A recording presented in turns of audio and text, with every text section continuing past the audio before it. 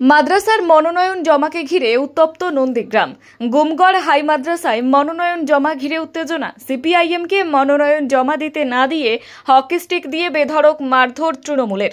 উত্তেজনা নন্দীগ্রামে।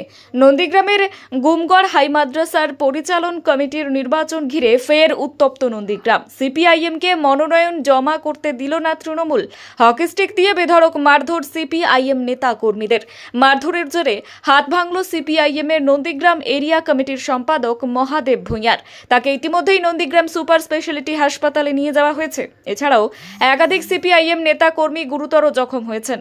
আজ গুমগড় হাই মাদ্রাসায় পরিচালন কমিটির নির্বাচনের মনোনয়ন জমা করার দিন ছিল। এই মনোনয়ন জমাকে কেন্দ্র করেই উত্তেজনা ছড়ায়। সিপিআইএম নন্দীগ্রাম এরিয়া কমিটির সম্পাদক মহাদেব ভূঁইয়া জানিয়েছেন, তারা মনোনয়ন জমা করতে এলে তৃণমূল আশ্রিত কিছু দুষ্কৃতী তাদের উপর হামলা চালায়, মেরে হাত ভেঙে দেওয়া হয়। এমনকি এর জেরে অনেক সিপিআইএম নেতা কর্মী জখম হয়েছেন। যদিও অভিযোগ মানতে নারাজ তৃণমূল, নন্দীগ্রাম 1 নম্বর তৃণমূল কংগ্রেসের সভাপতি বাপ্পাদিত্য গর্গ জানান, সিপিআইএম শূন্য থেকে মহাশূন্যে অবস্থান করছে। রাজনৈতিক টিআরপি বাড়ানোর জন্যই মিডিয়ার কাছে মিথ্যে অভিযোগ করছে। Bureau report, the news express.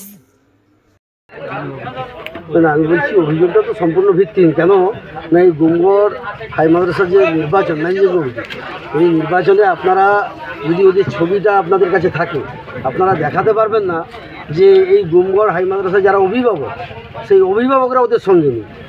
ওরা এই দাউদপুরের গুমগড় হাই মাদ্রাসার নির্বাচন, দাউদপুর এলাকায় যে ভোটাররা আছে একজনও ওদের সঙ্গে নেই। এখনও পর্যন্ত আমরা যেটা দেখেছি সমস্ত বহিরাগত, এখানে এই দাউদপুর এলাকার একজন লোক ওদের সঙ্গে নেই।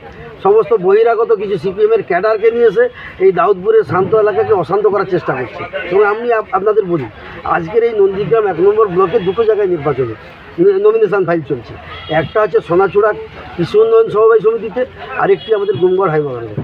আমি বলছি এখানে সিপিএমের ক্যাডাররা এসে, বিভিন্ন বহিরাগতরা এসে একটা সন্ত্রাস্ত পরিবেশ তৈরি করার চেষ্টা করছে।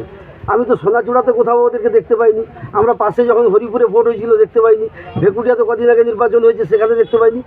শুধু ওই মাদ্রাসা এলাকা, মানে মুসলিম অধ্যুষিত এলাকাগুলোতে এসে অশান্ত করার চেষ্টা কেন? সিপিএম বিজেপির দায়িত্ব কি সিপিএমের কাঁধে নিয়ে নিয়েছে নাকি?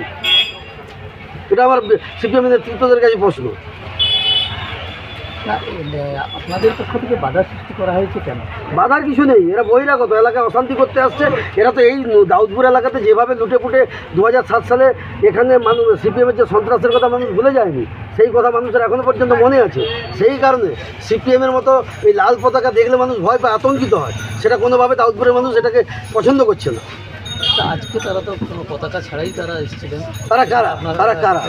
তারা কে? এখানে এই নির্বাচনের সঙ্গে তাদের কি ভূমিকা রয়েছে, তাদের কি সম্পর্ক রয়েছে? এই নির্বাচনে তো দাউদপুর, এই নির্বাচনে যারা অভিভাবক তাদের ভূমিকা রয়েছে। ওদের সঙ্গে অভিভাবক কজন আছে? অভিভাবক একজনও নেই। কেন? শুধুমাত্র একটা মিডিয়ায় ফোকাসে থাকার চেষ্টা, আর কিচ্ছু না।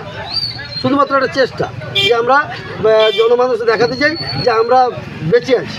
বাস্তবে তো তাদের অস্তিত্ব জিরো। কেন গত লোকসভা নির্বাচনে দাউদপুর অঞ্চলে 221টা ভোট পেয়েছে মাত্র, যেখানে 17,000 ভোট ছিল, তার পোল হয়েছে 14,000, তার মধ্যে 221টা ভোট সিপিএম পেয়েছে। তাদের অস্তিত্বটা কোন জায়গায় গেছে আপনারা বুঝে না? তাহলে এই অভিযোগ বলুন, ভিত্তিহীন অভিযোগ, ভিত্তিহীন, অন্য কিছু নয়। বন্দে মাতরম।